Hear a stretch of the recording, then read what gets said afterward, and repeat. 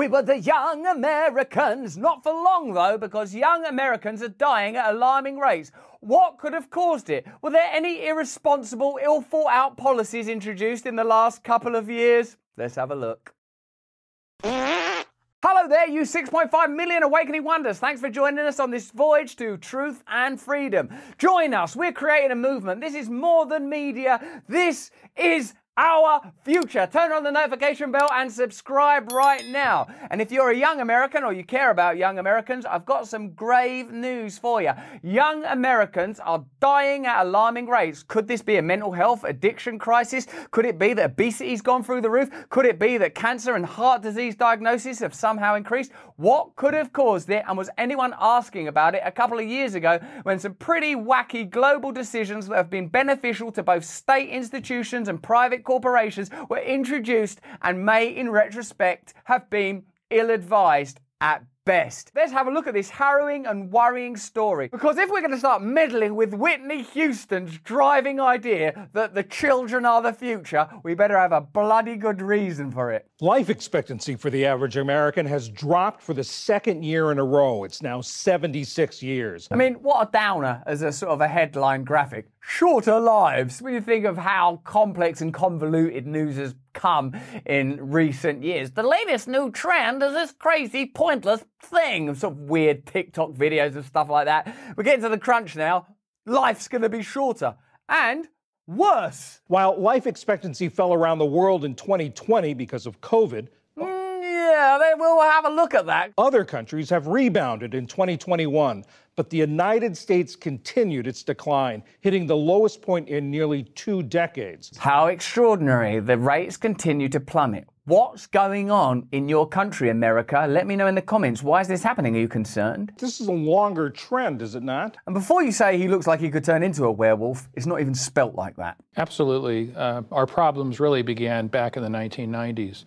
Life expectancy has been increasing in all industrialized countries, but starting then, the pace of increase in the United States began to fall off. And then after 2010, it just stopped increasing altogether and plateaued. What are the factors in that? Why is that happening? Here's some of my guesses before the expert answers. Terrible diet, terrible lifestyle, massive despair, big agriculture, big food, bad media, pumping us full of bad information. People being told that it's right-wing or somehow fascistic to exercise, not eating local food, eating heavily processed food, living a life where you have no connection to meaning or purpose. Take it away, Doc. Oh! Well, it's being driven by an increase in death rates in young and middle-aged adults, 25 to 64. Not to mention that things get so desperate that people are ending their own lives. And most of those relate to the problems of drug overdoses, suicides, alcohol-related causes.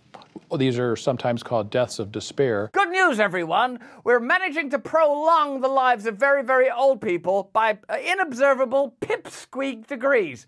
But deaths of despair are shooting through the roof. This is an area where I have some experience. I'm in recovery, as you obviously, perhaps, I don't know, you might know, I'm in recovery for alcohol addiction and drug addiction, and I've had a bunch of mental health problems. The reason people drink a lot and take drugs is they don't feel good inside and they're trying to amend it. There may be complex genetic and hereditary factors that I'm not experienced enough to understand. But broadly speaking, if society is bereft of meaning and tells you there's sort of little or no point to being alive, I think you see a steady rise in these kind of deaths. And when you have a society where you don't feel invested in your community, like you have any power in your own life, where you live with a lot of guilt and shame and you're continually told that you're worthless, I reckon that increases it. I bet if they break this down further, it's increasing in men faster than women. That's one guess I'd be willing to make based on just sort of social trends I've observed and the groups that I belong to that deal in these things. And the remedy for it is going to be difficult to achieve because it's going to involve challenging power and current systemic models. It's going to involve empowering people to run their own lives. It's going to involve investing everyday life with meaning, purpose and connection. And it's difficult to do that when you want centralized, authoritarian, dumb cultures of commerce. But also cardiometabolic diseases like diabetes and other conditions caused by obesity. Obesity, you say? Almost as if some cultural event made us sit on our asses for a long period of time, told us that exercising was fascistic and we should stay away from the vitamin D and natural immunity, and gave us rewards like donuts and fries if we took particular medications. Let's have a look. For decades, advances in healthcare and safety steadily drove down death rates among American children. In an alarming reversal, rates have now risen to the highest level in nearly 15 years, particularly driven by homicides, drug overdoses, car accidents, and suicides. The uptick among younger Americans accelerated in 2020. Though COVID-19 itself wasn't a major cause of death for young people, another hidden contributor to the deaths of these young people is obviously poverty. Did anything happen to small businesses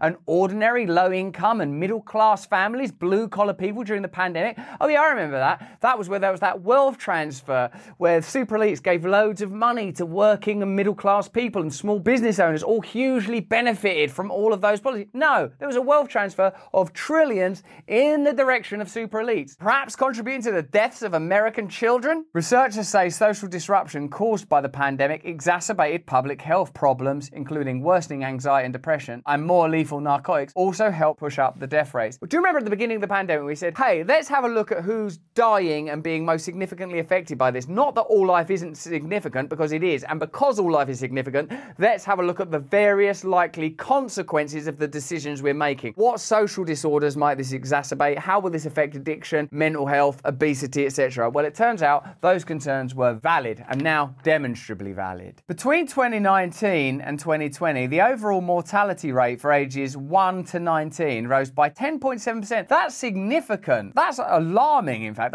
This isn't scaremongering what we're doing. I think this is a duty to tell you that young people are now much more likely to die than they were before many of these measures were taken. I'm not saying that these measures are responsible for all of it, but if there's a 10% rise in deaths in young people, one would look at epochal events and significant changes in public policy, significant changes in diet and despair. I would say, looking at the fentanyl crisis, and in particular the fentanyl crisis that's generated within the United States. I know people are very keen to draw your attention to the sort of cross-the-border issues, but I would say don't look at other poor people when looking what causes the deaths of poor people. Look at the actions of powerful establishment elites, because power is the ability to affect change, obviously, and if you have no power, then you're probably not responsible. And increased by an additional 8.3% the following year. That's the highest increase for 2 consecutive years in the half century that the government has publicly tracked such figures. Do you remember during the pandemic there was a daily update when it came to deaths and hospitalizations, like a graphic running, like even when you're trying to watch normal television, like in the middle of, I don't know, the A-Team or something. We interrupt the A-Team to show you this red line. Well, although I think that's on the side of their van. You know, they were continually telling you about COVID deaths and COVID hospitalizations. This is the first I've heard of this. This is important information about a significant demographic. Why is it not being reported in the same way? Could it be that these deaths can't be leveraged in order to generate profit or more means for regulation? They can't say, and because of that, everyone's got to stay in their house, because the conclusions here are,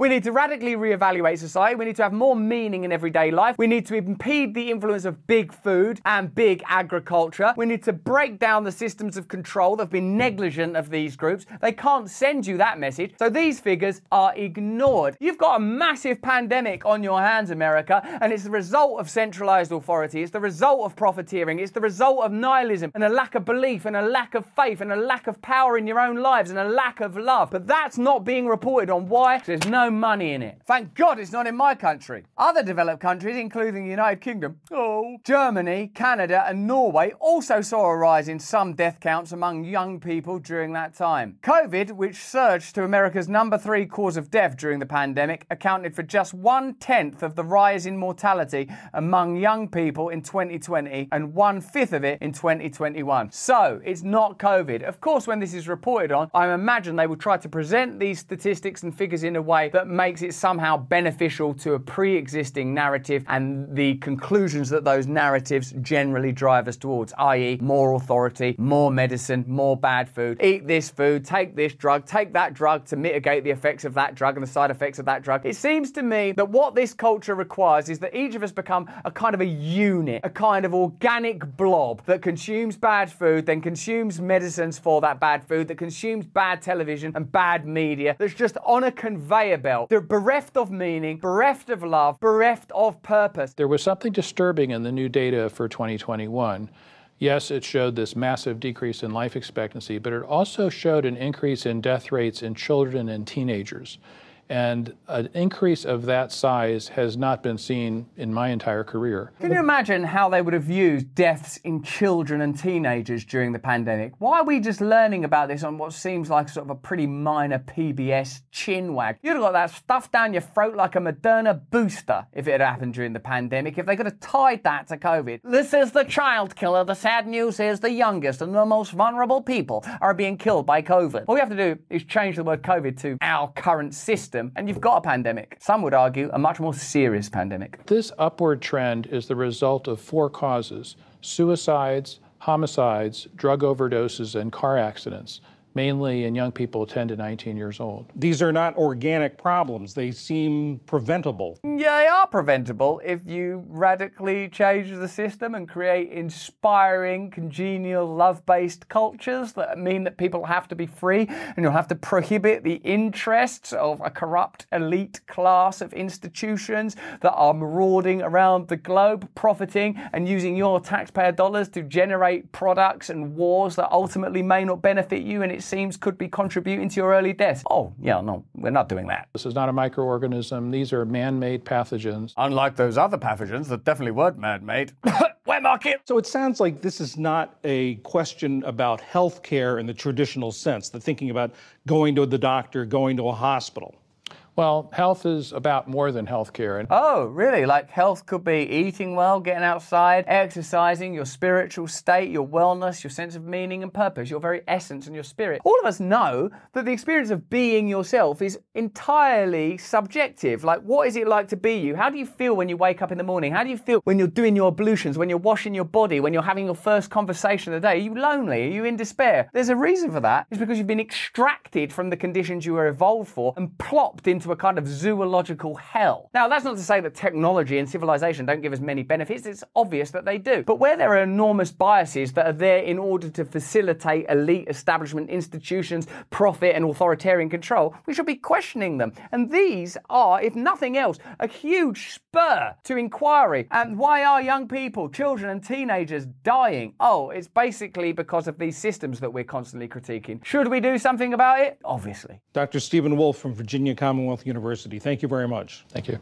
What I believe is that the solution is almost the opposite to what they're suggesting. Live healthy, get outside, breathe well, eat well, spend time in face-to-face communication with other people. Be cynical and circumspect about all the information that's given to you by mainstream media. Don't do what you're told automatically. Demand information. Demand as much freedom as possible. Demand as much democracy and as much meaning. Live lives of personal sacrifice driven by purpose. Reject your identity as a consumer. Embrace your identity as an awakened wonder. It seems to me that they not only want but need you sick, unable to discern between truth and fiction, nodding along as you're marched into endless forever wars that happen to be profitable, watching bad media that doesn't tell you the truth and doesn't love you, continually watching movies that undermine and negate your personal identity, tell you that you've done something wrong just by being born. Take a medicine for this, take a vaccine for that. I believe we should be more circumspect than ever, more awakened than ever, more cynical about media narratives than ever, more connected to nature and one another than ever. That's the remedy for that. We can only be inoculated against these narratives by personally awakening and then collectively acting. But that's just what I think. Why don't you let me know what you think in the comments below? If you enjoyed this video, have a look at either of these. Remember, turn on the notification bell and subscribe. We're trying to create a movement here. This content is available